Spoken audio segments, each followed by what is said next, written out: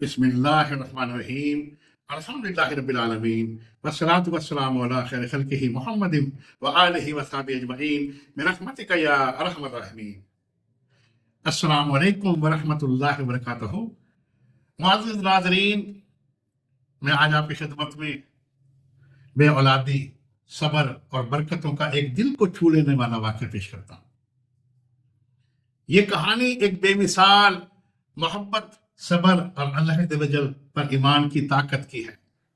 एक ऐसी औरत की आजमाइशों को उजागर करती है जो माँ बनने की ख्वाहिशमंद थी, लेकिन समाजी दबाव और मुश्किल हालात का सामना करना पड़ा। ये एक सबक आमोज कहानी है जो हमें ये सिखाती है कि बांझपन हमेशा औरत की गलती नहीं होती और सच्चे मोमिन अल्लाह ताला के फैसले पर भरोसा करते हैं बजाय दूसरों पर इल्जाम लगाने के। सलीम और आयशा एक खुशहाल शादीशुदा जोड़ा थे जो एक दूसरे से बेपनाह मोहब्बत करते थे। उनका रिश्ता इज्जत, प्यार और भरोसे पर मबनी था, मगर वक्त गुजरने के साथ वो एक दर्दनाक चैलेंज से दो चार हो गए। आयशा हामला ना हो सकी। मां बनने के शौक में आयशा ने बेशुमार डॉक्टरों से रजू किया। हर बार नई दवाएं, इलाज और लातादाद टेस्ट करवाए गए, लेकिन कोई फर्क न पड़ा। कुछ डॉक्टरों ने सलीम का टेस्ट करवाने का भी मशवरा दिया। जब सलीम की रिपोर्ट नॉर्मल आई तो तमाम तर दबाव और इल्जाम आयशा पर डाल दिया गया। जैसे जैसे वक्त गुजरता गया, रिश्तेदारों और हमसायों की बातें जख्मों पर नमक छिड़कने लगी। कुछ लोगों ने मशवरा दिया कि किसी आमिल से रजू किया जाए। आयशा ने मुख्तलिफ आमलों से मिलने में बेशुमार पैसा खर्च किया, मगर 10 साल गुजरने के बावजूद उसकी गोद खाली रही। सलीम की माँ, जो पोते पोतियों की ख्वाहिशमंद थी, उसने सलीम पर दूसरी शादी के लिए दबाव डालना शुरू कर दिया। सलीम अपनी पहली बीवी से बहुत मोहब्बत करता था, मगर वो अपनी माँ की जिद के आगे बेबस हो गया। दिल पर पत्थर रखकर उसने दूसरी शादी कर ली, इस उम्मीद में कि शायद अब औलाद की खुशी नसीब हो। सलीम की दूसरी बीवी सना उनकी जिंदगी में शामिल हो गई। सलीम दोनों बीवियों से इंसाफ करता रहा, मगर आयशा के दिल में दर्द मौजूद था। 2 साल मजीद गुजर गए, मगर सना भी हामला ना हो सकी। किसी जानने वाले के जरिए सलीम ने मुझसे रजू किया। मैंने उसकी कहानी गौर से सुनी। उनकी माँ आयशा और उसकी माँ सना और उसकी माँ के नाम मालूम किए। मैंने एक तफसीली मुराकबा किया ताकि इनकी हकीकत हाल मालूम किया जा सके। मेरे लिए ये हैरत की बात थी कि सलीम बिल्कुल ठीक था। सिर्फ मामूली मसला था, उसका स्पर्म मोर्टालिटी रेट 50% था, जो कि नॉर्मल से थोड़ा कम था। आयशा और सना दोनों में भी कुछ मामूली कमी थी, लेकिन ऐसी कोई बड़ी वजह नहीं थी जो उन्हें मां बनने से रोकती। ये सूरत हाल हमें एक बड़ी हकीकत याद दिलाती है। हर चीज सिर्फ और सिर्फ अल्लाह वजल के हुक्म से होती है। कोई डॉक्टर, कोई दवाई, कोई रूहानी अमल कामयाब नहीं होता जब तक अल्लाह ताला की मर्जी ना हो।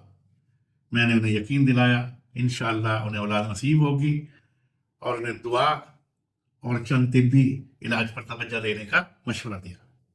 मैंने सलीम को मशवरा दिया कि वो अपने दोनों बीवियों को आयरन और ग़िज़ाई कमी के लिए किसी माहिर लेडी डॉक्टर से इलाज करवाए। इसके साथ साथ मैंने रूहानी इलाज भी तजवीज़ किया। सलीम के लिए मैंने दुरूद शरीफ 12 बार, सूरह रहमान 1 बार और फिर दुरूद पाक 12 मरतबा पढ़कर 1 किलो बादामों पर दम किया, और मैंने उसे हिदायत दी कि रोजाना नाश्ते से पहले 5 बादाम खाए और ये अमल 3 माह तक जारी रखे।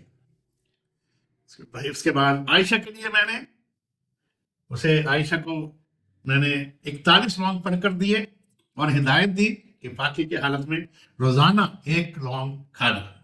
इसी तरह सना के लिए भी मैंने उसे 41 लौंग पढ़कर दिए और उसे भी हिदायत दी कि रोजाना पाकी की हालत में रोजाना 1 लौंग खाना। अल्लाह ताला के करम से सिर्फ 2 माह बाद मुझे सलीम की खुशी भरी काल मौजूद हुई। आयशा हामला थी, माशाअल्लाह। اور یہ فقط 1 ماہ کے بعد سلیم نے مزید خوشخبری سنائی کہ ثنا بھی امید سے تھی۔ مقررہ وقت کے بعد عائشہ نے ایک بہت پیارے صحت مند بیٹے کو جنم دیا، جبکہ ثنا کے وہاں ایک بہت ہی پیاری خوبصورت بیٹی پیدا ہوئی۔ وہ گھر جو کبھی اداسی میں ڈوبا ہوا رہتا تھا، بچوں کی ہنسی اور خوشیوں کی گونج سے خوشیوں سے گونج اٹھا۔ سبق جو ہمیں سیکھنے چاہیے: نمبر 1، اللہ تعالیٰ کے فیصلوں پر یقین رکھیں، چاہے حالات کتنے ہی مشکل کیوں نہ ہوں۔ ہمیں یقین رکھنا چاہیے کہ اللہ کی حکمت سب سے بڑی ہے، ہر چیز اپنے وقت پر ہوتی ہے۔ نمبر 2، کسی عورت پر اولاد نہ ہونے کا الزام نہ لگائیں۔ اولاد اللہ تعالیٰ کی نعمت ہے اور بانجھ پن ایک آزمائش ہے، نہ کہ کسی کی غلطی۔ مرد یا عورت کو قصوروار ٹھہرانا بالکل غلط ہے۔ نمبر 3، صبر ہی کامیابی کی کنجی ہے۔ سلیم اور عائشہ نے سالوں کی تکلیف سہی، مگر انہوں نے صبر کیا، صبر کا دامن نہیں چھوڑا، اور اللہ تعالیٰ نے انہیں بہترین انعام دیا۔ نمبر 4، طبی اور روحانی علاج کا اندراج، دینی اور دنیاوی دونوں طریقوں کا استعمال بے شمار برکات کا باعث بنتا ہے، مگر اصل شفا اللہ تعالیٰ کی طرف سے ہی ملتی ہے۔ نمبر 5، دعا اور اللہ تعالیٰ کی یاد ضروری ہے۔ 5 وقت کی نماز ادا کریں، اللہ کے پیارے محبوب کی بارگاہ میں روزانہ 313 درود پاک پیش کریں، اور اللہ تعالیٰ سے مسلسل دعا ہمارے مسائل کا بہترین حل ہے۔ اختتامی الفاظ یہ ہیں: یہ واقعہ ہمیں یاد دلاتا ہے کہ ہمیں کبھی مایوس نہیں ہونا چاہیے، نہ ہی کسی کو بانجھ بن کے لیے مورد الزام ٹھہرانا چاہیے۔ سچا ایمان وہی ہے جو اللہ کے فیصلوں پر بھروسہ کرے اور سمجھے کہ ہر آزمائش کے پیچھے ایک نعمت چھپی ہوتی ہے۔ اللہ تعالیٰ بے اولاد جنوں کو نیک اور صحت مند اولاد عطا فرمائے، آمین ثم آمین۔ اور جو ہم صاحب اولاد ہیں، اللہ تعالیٰ ہماری اولادوں کو نیک اور صالح کرے، اللہ آمین۔ جزاک اللہ خیر، اللہ حافظ۔